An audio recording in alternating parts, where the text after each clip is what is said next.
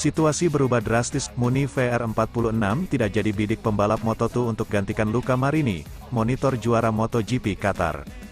Bursa perpindahan pembalap jelang MotoGP 2024 semakin ramai.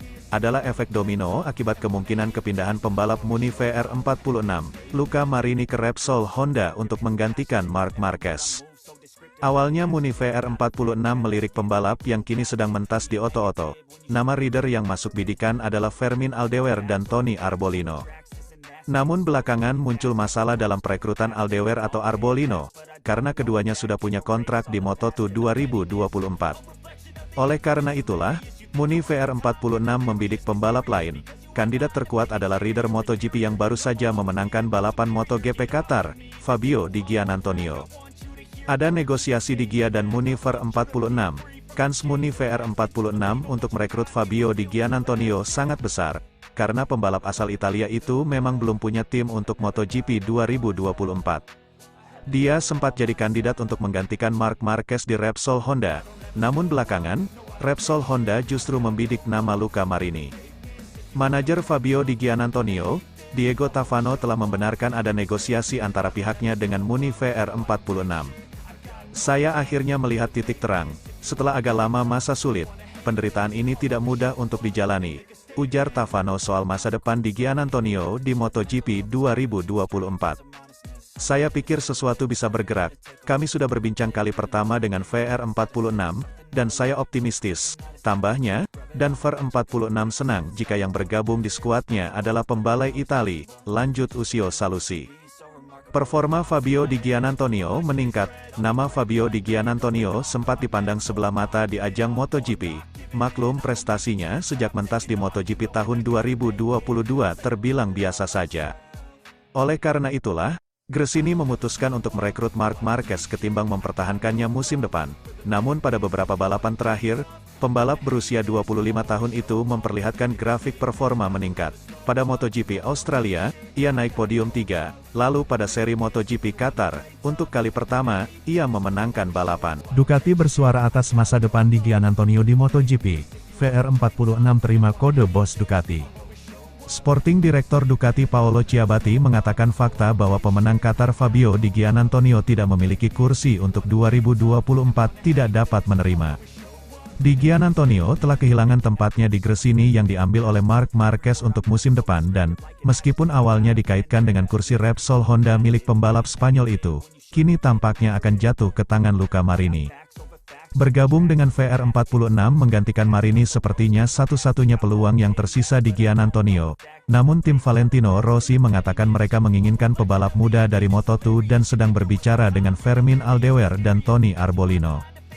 Ciabatti menambahkan bahwa Ducati mungkin bisa turun tangan dan menawarkan beberapa wildcard kepada pembalap Italia itu jika dia tidak dapat mengamankan kursi penuh waktu. Ducati juga saat ini mendesak VR46 Racing Team untuk memasukkan skuad Italiano itu ke dalam tim besutan Valentino Rossi itu. Hari ini Fabio lebih cepat dari siapapun dan dia belum tahu apakah dia punya kesempatan untuk tampil di MotoGP tahun depan, yang menurut saya, tidak dapat diterima karena dia telah menunjukkan di bagian terakhir kejuaraan ini bahwa dia adalah salah satu dari mereka pebalap terbaik di sini saat ini, kata Ciabatti kepada MotoGP.com. Tapi bagaimanapun juga memang begitulah adanya. Saya harap ini bisa menjadi pengalaman yang menarik untuk tahun depan dan yang pasti, kemenangan ini spesial baginya, jadi bagus dia mendapatkannya dan saya senang dengan Ducati 1, 2, 3. Ketika ditanya apakah Ducati bisa menawarkan sesuatu kepada Giannantonio untuk tahun 2024, Ciabatti menjawab. Pertama-tama, kami berharap dia bisa menemukan motornya untuk tahun depan. Saya rasa satu-satunya pilihan sebenarnya, jika Marini pindah ke Honda, adalah VR46 saat ini. Tapi itu bukan di tangan kita, tapi kita bisa membantunya negosiasi dengan Valentino Rossi. Seperti yang kalian tahu, VR46 dan Gresini menentukan pembalapnya masing-masing, tapi Ducati juga punya andil meskipun tidak banyak. VR46 adalah tim Itali, Di Gia juga pembalap Itali, Ducati pun motor Itali. Kemungkinan besar ini jadi pertimbangan masa depan Di Gia. Saya pikir dia menunjukkan bahwa dia pantas menang dan dia bisa menjadi pembalap yang sangat baik untuk tim manapun. Jika tidak, Kami akan melihat apakah kami dapat menawarkan sesuatu kepadanya, meskipun jumlah wildcard tahun depan mungkin terbatas karena peraturan baru. Jadi, saya harap dia mendapat kursi selama 1 musim penuh.